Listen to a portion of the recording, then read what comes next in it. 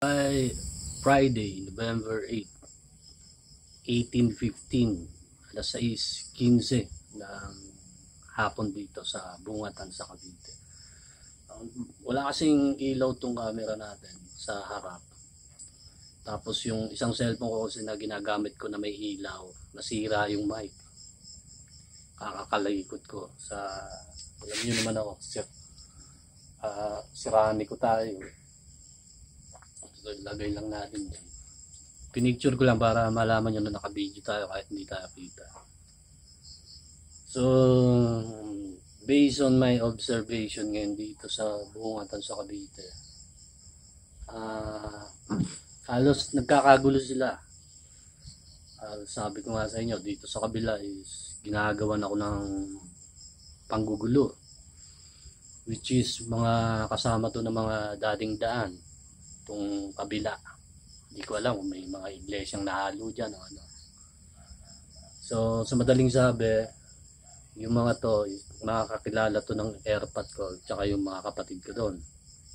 Ibig sabihin, magkakakuntsaba siguro sila para palisin tayo dito.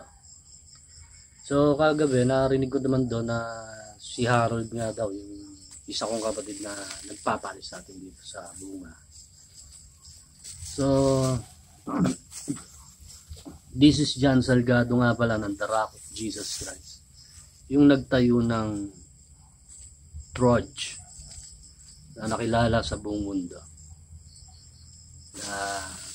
Sabi ko nga sa inyo, pumunta ako dun sa pinsa ko sa baba, and then binibenta ko yung wifi ko kasi nga inipit nga ako dito na, so lahat ng proseso na pagkakitaan ko na pwede kong pagkakitaan is sa online, hindi ko matutukan kasi nga lagi akong kailangan kong tumutok din, at hindi naman tumutok o tumulong sa mga tropa dito sa loob.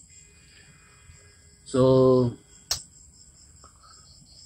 naubusan tayo ng budget, so binibenta ko yung wifi ko. So pumunta ako doon sa baba, putok na putok tayo doon sa baba, at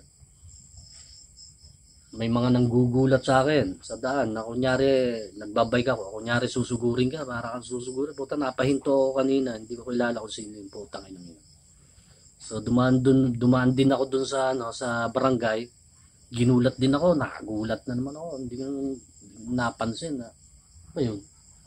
Hindi ko naman kilala yung biglang umano, hindi na ako lumingon kasi sabi ko nga may something dito sa bunga na naman na nagkakagulo na naman sila. So sa lahat ng tropa na, kasi it's part of Democratic and then Republican, ewan ko kung tutulungan tayo ng mga Republican, kasi mga Republican is, sabi ko nga, malaki ang utang, hindi ko masasabi, pero sa akin malaki ang tatanawing utang na loob sa akin ng mga Republican. Bakit nanalo din si Trump sa US, United States? Kasi lahat ng sumama sa kanya is lahat ng mga old Americans na Hispanish yata ang tawag doon. Mga Hispanish na hindi ko alam sa word ng American. Ang Hispanish is mga old American doon na mga taga-bundok sa Amerika. Lahat sila is may part of religion na naniniwala sa Diyos, na tungkol sa Diyos ang mga pinaniniwalaan nila. So ang logic kasi si Trump is inilalaban si Jesus Christ as God. Inilalaban niya si Jesus.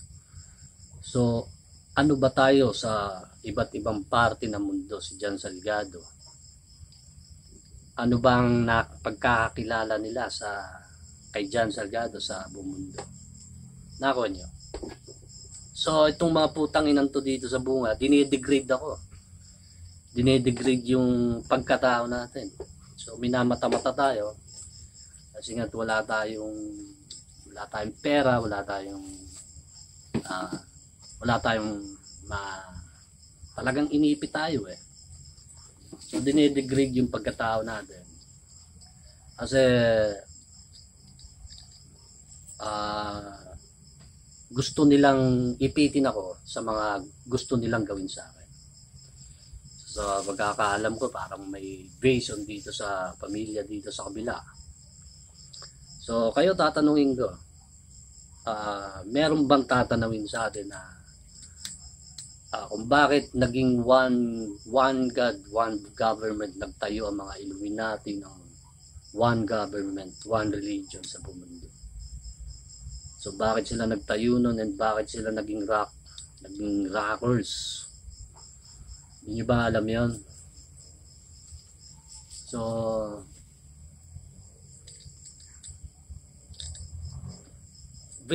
sa ano kasi, sa radyo, TV, tapos gagawin tayong tanga-tangahan ng mga putang inan to. Awit talaga. Putang ina, mapapamura ka talaga eh. Napakalaki ng ginawa natin. Kung bakit nakilala ng lahat. Kung bakit lumaban si Trump dito sa mga demokratiko na tinatawag na malalakas na tao sa buong mundo.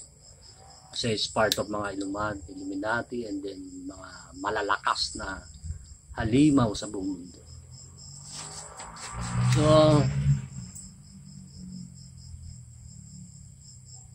dito sa Bungatan sa Cavite, alam ko may mga nagpapagalaw dito na ma-influensya ang tao.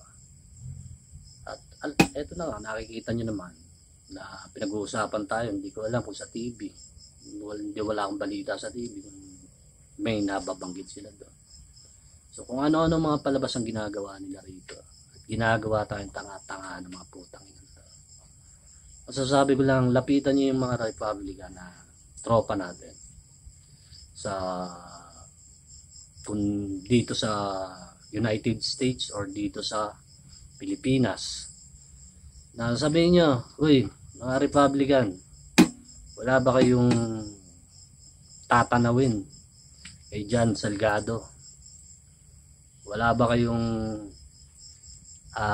maibibigay kay Jan Salgado? Tanungin nyo lang na ganon.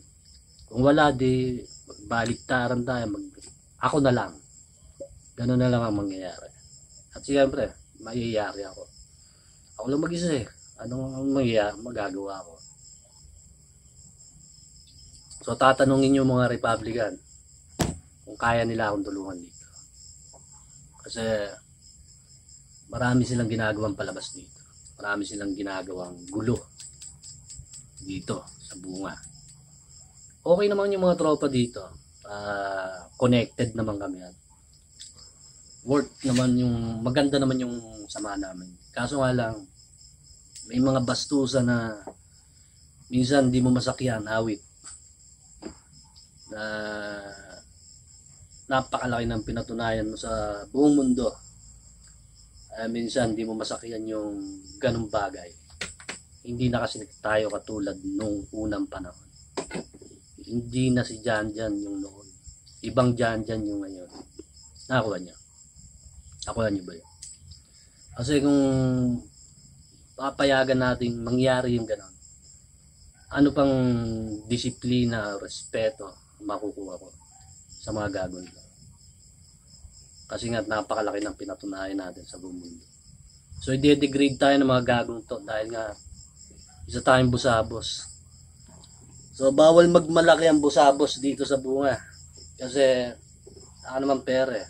Kaya minsan naiisip ko, doon na lang kaya ako sa bundok. Kaso wala akong bundok na mapuntahan. Kasi kahit sa bundok naman ako tumira, may motor ako, kaya kong mabuhay. Kaya kong dumiskarte ng sarili. Dito lang sa internet, kumikita ako eh. Hindi ko naman kailangan ng kung ano-ano. Kuha niya.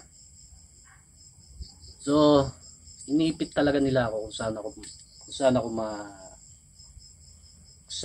para pasunurin doon sa gusto nilang mangyari sa akin. Kaya minsan, may balita rito na ikukulong daw ako. Gagawan nga ako ng gulo eh. So, pakisabi niyo yan sa Republican. na ano bang kaya nyong gawin kay Jan Jan? Ano bang maitutulong nyo kay Jan Jan? Na nagbigay sa inyo ng napakalaking impluensya. Nakuha nyo. Sabihin nyo yun sa US tsaka dito. Sa ano.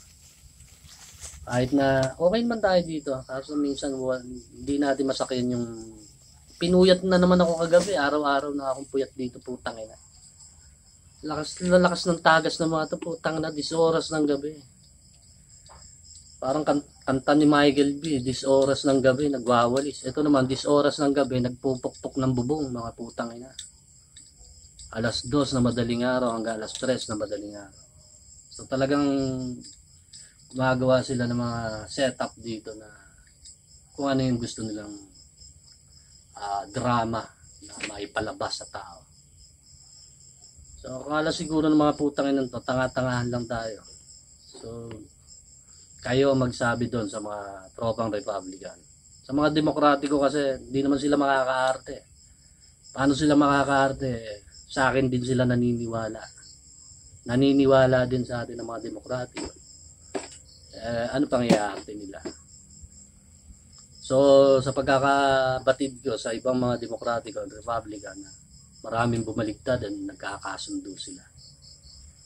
So nakikita nyo naman kung kababalita lang kahapon sa Fox News sa US kung paano sabi ni Trump na religion is back in America. Kumbaga yung relihiyon na ibalik na sa Amerika.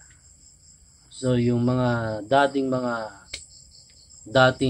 kasi tinanggal yun nila eh. So bakit nasabi ni Trump na religion is back to America na? Meron ang dami naman religion doon. Ano ba nangyari? Ba't nasabi ni Trump yan? Nabalitaan nyo ba yan? Fox News. O mag-scroll kayo sa mga Twitter kung ano yung nababalitaan nyo. Kasi nawala ang Diyos sa Amerika nung hindi pa time ng Republican. Takuha nyo? Kaya mag-isip kayo. Tawagan nyo yung Republican kung ano yung maitutulong niya sa akin. Kasi alam ko may gumagalaw naman dito. May mga tropa dito na gumagalaw. So mahirap yun. Nade-degrade tayong mabuti rito. Nawawalan tayo ng pagkatao rito. Putang ina. So pakisabi nyo na lang doon. Okay, it's 12 minutes. Pakibantayan nyo yung mga nangyayari dito sa Bungatan sa Cavite. Kasi merong hindi maganda na parang awit talaga, sabi ko. Huwag naman sana. Okay, sa susunod na ulit. This is Jan Salgano ng The Rock of Jesus Christ, yung kaisa-isang taong nagpatumba sa lahat ng reliyon sa buong mundo. Yun ang isasaksak nyo sa utak mo. Tanong mo dyan, tanong mo sa katabi mo, tanong mo kahit kanino, putang ina mo. Yun ang itanong mo sa sarili mo. Okay, susunod na ulit.